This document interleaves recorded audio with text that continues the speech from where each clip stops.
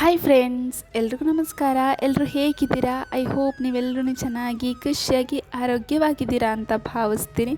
ನಾನಿವತ್ತು ಚೆನ್ನ ರೈಸ್ನ ಮಾಡ್ಕೊಳ್ತಾ ಇದ್ದೀನಿ. ಈ ರೈಸನ್ನು ಮಾಡ್ಕೊಳ್ಳೋದಕ್ಕೆ ಮೇನ್ ಇಂಟೆನ್ಷನ್ ಅಂದರೆ ನನ್ನ ಮಗನೇ. ಯಾಕಂದರೆ ಚೆನ್ನ ರೈಸ್ಗೆ ಒಗ್ಗರಣೆ ಹಾಕಿ ಮಾಡಿಕೊಟ್ರೆ ಅವ್ರು ತಿನ್ನಲ್ಲ. ಹಾಗಾಗಿ ಈ ಥರ ರೈಸಲ್ಲಿ ಅದನ್ನು ಹಾಕ್ಕೊಂಡು ಮಾಡಿಕೊಂಡ್ರೆ ಆಯಿತು ಅಂತ ಈ ಥರ ಮಾಡ್ಕೊಳ್ತಾ ಇದ್ದೀನಿ. ಪರವಾಗಿಲ್ಲ, ತುಂಬಾ ಚೆನ್ನಾಗಿ ಬಂದಿತ್ತು. ಯಾಕಂದರೆ ಫಸ್ಟ್ ಟೈಮ್ ನಾನು ಇದನ್ನು ಮಾಡ್ತಾ ಇರೋದು ಚೆನ್ನ ರೈಸ್. ಯಾಕಂದರೆ ನಾನು ಕಡಲೆ ಅಥವಾ ಚೆನ್ನ ಅಂದರೆ ಬಿಳಿ ಕಡಲೆ ಅಂತ ಹೇಳ್ತೀವಿ, ಅದನ್ನು ತಂದರೆ ನಾವು ಉಸ್ಲಿ ಥರ ಮಾಡ್ತೀವಿ. ಅಂದರೆ ಒಗ್ಗರಣೆ ಹಾಕಿ ಸ್ವಲ್ಪ ಕಾಯಿ ತುರಿಯನ್ನು ಹಾಕಿ ಮಾಡಿಕೊಂಡ್ರೆ ತುಂಬಾ ಟೇಸ್ಟಿಯಾಗಿರುತ್ತೆ. ಅದಂತೂ ನಂಗೆ ತುಂಬಾ ಇಷ್ಟ. ಆ ಥರನೇ ಮಾಡೋದು. ಬಟ್ ಆ ಥರ ಮಾಡಿದ್ರೆ ಮಕ್ಕಳು ತಿನ್ನೋದಿಲ್ಲ. ಅದಕ್ಕೋಸ್ಕರ ಇವತ್ತು ಡಿಫ್ರೆಂಟಾಗಿ ಚೆನ್ನ ರೈಸ್ನ ಮಾಡ್ಕೊಳ್ತಾ ಇದ್ದೀನಿ. ಇದಕ್ಕೊಂದು ಸ್ವಲ್ಪ ಕುಕ್ಕರ್ಗೆ ಸ್ವಲ್ಪ ಎಣ್ಣೆ ಮತ್ತು ತುಪ್ಪನ ಹಾಕ್ಕೊಂಡಿದ್ದೀನಿ. ಹಾಗೆ ಅದಕ್ಕೊಂದು ಸ್ವಲ್ಪ ಬಡ್ಸೊಪ್ಪು, ಚಕ್ಕೆ, ಲವಂಗ, ಪಲಾವ್ ಎಲೆ ಹಾಗೆ ಅದನ್ನೆಲ್ಲ ಹಾಕ್ಕೊಂಡು ಚೆನ್ನಾಗಿ ಸ್ವಲ್ಪ ಫ್ರೈ ಮಾಡಿಕೊಂಡ್ರೆ ಸಾಕು. ಹಾಗೆ ಒಂದು ಈರುಳ್ಳಿನ ಚಿಕ್ಕದಾಗಿ ಕಟ್ ಮಾಡಿಕೊಂಡು ಅದನ್ನು ಚೆನ್ನಾಗಿ ಬಾಡಿಸ್ಕೊಳ್ಬೇಕು ಟ್ರಾನ್ಸ್ಪರೆಂಟ್ ಆಗೋವರೆಗೂ. ಹಾಗೆ ಒಂದು 2 ಚಿಕ್ಕ ಟೊಮೆಟೊನ ಚಿಕ್ಕದಾಗಿ ಕಟ್ ಮಾಡಿಕೊಂಡು ಅದನ್ನು ಸ್ವಲ್ಪ ಚೆನ್ನಾಗಿ ಫ್ರೈ ಮಾಡ್ಕೊಳ್ತಾ ಇದ್ದೀನಿ. ಅದಾದಮೇಲೆ ಒಂದು 2 ಹಸಿಮೆಣಸನ್ನು ಹಾಕ್ಕೊಂಡಿದ್ದೀನಿ. ಇದೊಂದು ಸ್ವಲ್ಪ ಫ್ಲೇವರಿಗಷ್ಟೇ. ಹಾಗೆ ಇದು ಖಾರ ಕೂಡ ಇಲ್ಲ. ಖಾರ ಆದರೆ ಮಕ್ಕಳು ಕೂಡ ತಿನ್ನಲ್ಲ. ಹಾಗಾಗಿ ನಮ್ಮ ಮನೆಯಲ್ಲೇ ಬೆಳೆದಿರುವಂಥ ಹಸಿಮೆಣಸು. ಅದು ಜಾಸ್ತಿ ಖಾರನೇ ಇಲ್ಲ. ಅದನ್ನು ನಾವು ಬಜ್ಜಿ ಥರ ಕೂಡ ಮಾಡ್ಕೊಳ್ಬೋದು. ಸೊ ಖಾರ ಕೂಡ ಇಲ್ಲ. ಹಾಗಾಗಿ ಅದನ್ನು ಚೂರು ಹಾಕ್ಕೊಂಡಿದ್ದೀನಿ, ಯಾಕಂದರೆ ಫ್ಲೇವರಿಗೋಸ್ಕರ ಅಷ್ಟೇ. ಅದನ್ನು ಒಂದು ಸ್ವಲ್ಪ ಫ್ರೈ ಮಾಡ್ಕೊಂಡಾದಮೇಲೆ ನಾನು ಶುಂಠಿ ಬೆಳ್ಳುಳ್ಳಿನ ಸ್ವಲ್ಪ ಜಜ್ಜಿಟ್ಬಿಟ್ಟಿದ್ದೀನಿ. ನೀವು ಇದಕ್ಕೆ ಪೇಸ್ಟ್ ಕೂಡ ಹಾಕ್ಕೊಳ್ಬೋದು. ನಾನು ಜಜ್ಜಿಬಿಟ್ಟು ಇಟ್ಕೊಂಡಿದ್ದೀನಿ, ಅದನ್ನೇ ಹಾಕ್ಕೊಳ್ತೀನಿ. ಅದನ್ನು ಸ್ವಲ್ಪ ಚೆನ್ನಾಗಿ ಬಾಡಿಸ್ಕೋಬೇಕು.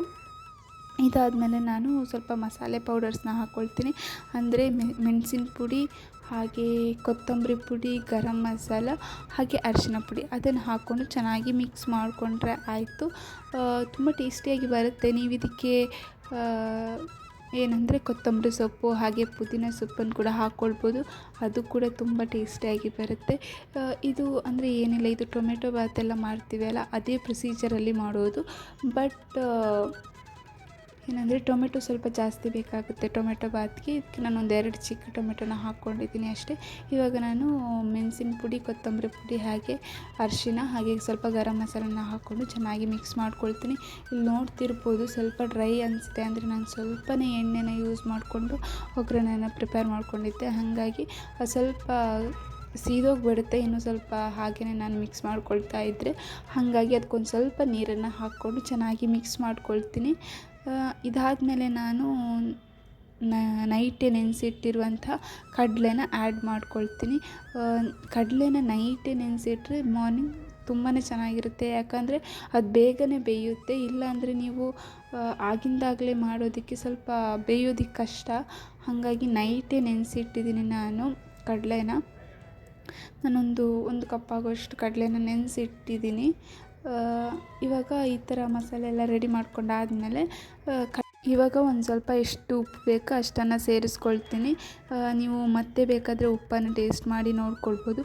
ಉಪ್ಪು ಸ್ವಲ್ಪ ಜಾಸ್ತಿ ಆದರೆ ತುಂಬಾ ಕಷ್ಟ, ಟೇಸ್ಟ್ ಡಿಫ್ರೆಂಟ್ ಆಗುತ್ತೆ, ತಿನ್ನೋದಕ್ಕೆ ಕೂಡ ಆಗಲ್ಲ. ಇವಾಗ ನಾನು 1 ಸ್ಪೂನ್ ಹಾಗೆ ಒಂದು ಸ್ವಲ್ಪ ಉಪ್ಪನ್ನು ಸೇರಿಸ್ಕೊಳ್ತೀನಿ. ಹಾಗೆ ಮತ್ತು ನೀವು ಕುಕ್ಕರ್ ವಿಸಿಲ್ ಮುಚ್ಚುವ ಮುಂಚೆ ಟೇಸ್ಟ್ ಯಾವ ರೀತಿ ಇದೆ, ಉಪ್ಪಾಗಿದೆಯೋ ಅಥವಾ ಚಪ್ಪಾಗಿದೆ ಅಂತ ನೋಡಿ ಟೆಸ್ಟ್ ಮಾಡಿ ಆಮೇಲೆ ಎಷ್ಟು ಬೇಕಷ್ಟು ಉಪ್ಪನ್ನು ಹಾಕಿ ಆಮೇಲೆ ಕುಕ್ಕರ್ ವಿಸಿಲ್ ಮುಚ್ಚಿದ್ರೆ ಆಗುತ್ತೆ. ಇವಾಗ ನಾನು 1 ಸ್ಪೂನಷ್ಟು ಉಪ್ಪನ್ನು ಸೇರಿಸ್ಕೊಂಡು ಚೆನ್ನಾಗಿ ಮಿಕ್ಸ್ ಮಾಡ್ಕೊಂಡಿದ್ದೀನಿ. ಇವಾಗ ಅದಕ್ಕೆ ನಾನು ನೆನೆಸಿಟ್ಟಿರುವಂತಹ ಕಡಲೆನ ಹಾಕ್ಕೊಂಡು ಚೆನ್ನಾಗಿ ಮಿಕ್ಸ್ ಮಾಡ್ಕೊಳ್ತೀನಿ. ನನಗೆ ಮೇನ್ ಡೌಟ್ ಅಂದರೆ ರೈಸ್ ಜೊತೆಗೆ ಕಡಲೆ ಬೇಯುತ್ತೋ ಇಲ್ವೋ ಅಂತ ತುಂಬ ಕನ್ಫ್ಯೂಷನ್ ಇತ್ತು. ಬಟ್ ಹಾಗಾಗಿ ನಾನು 1.5 ಗ್ಲಾಸಷ್ಟು ಜಾಸ್ತಿ ನೀರನ್ನು ಸೇರಿಸ್ಕೊಂಡಿದ್ದೀನಿ. ಹಾಗೆ 3 ವಿಸಿಲ್ ಬರೆಸ್ಕೊಂಡಿದ್ದೀನಿ.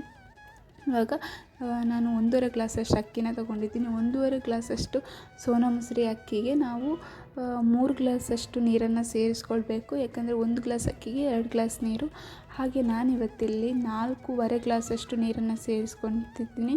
ಅಂದರೆ 1.5 ಗ್ಲಾಸಷ್ಟು ಜಾಸ್ತಿ ನೀರನ್ನು ಕಡಲೆಗೋಸ್ಕರ ಸೇರಿಸ್ಕೊಂಡೆ. ಯಾಕಂದರೆ ಅದು ಬೇಯೋದಕ್ಕೆ ಸ್ವಲ್ಪ ನೀರು ಬೇಕಲ್ವ, ಇಲ್ಲಾಂದರೆ ಬೇಯೋದಿದ್ರೆ ಸ್ವಲ್ಪ ಕಷ್ಟ ಅಂತ ಅಂದ್ಕೊಂಡು 1.5 ಗ್ಲಾಸಷ್ಟು ಜಾಸ್ತಿ ನೀರನ್ನು ಸೇರಿಸ್ಕೊಂಡು 3 ವಿಸಿಲ್ ಬರೆಸ್ಕೊಂಡಿದ್ದೆ. ಪರವಾಗಿಲ್ಲ, ಯಾವುದೇ ತುಂಬ ಏನಾಗಿರಲಿಲ್ಲ. ಅಂದರೆ ರೈಸ್ ಮತ್ತು ಕಡಲೆ ತುಂಬ ಚೆನ್ನಾಗಿಯೇ ಬಂದಿತ್ತು. ನೀರೆಲ್ಲ ಹಾಕಿದ್ದು ಕರೆಕ್ಟಾಗಿತ್ತು. ನಾನೆಲ್ಲೋ ನೀರು ಸ್ವಲ್ಪ ಜಾಸ್ತಿ ಆಗ್ಬೋದು ಅಥವಾ ನೀರು ಕಡಿಮೆ ಕೂಡ ಆಗ್ಬೋದು ಅಂತ ಡೌಟ್ ಇತ್ತು. ಬಟ್ ಕರೆಕ್ಟಾಗಿತ್ತು. ಒಂದು ಸ್ವಲ್ಪ ಅಂದರೆ ಫುಲ್ ಡ್ರೈ ಆಗಿರಲಿಲ್ಲ. ಅಂದರೆ ನಾನು ಕುಕ್ಕರ್ ವಿಸಿಲ್ನ ಸ್ವಲ್ಪ ಬೇಗನೆ ತೆಗೆದುಬಿಟ್ಟೆ.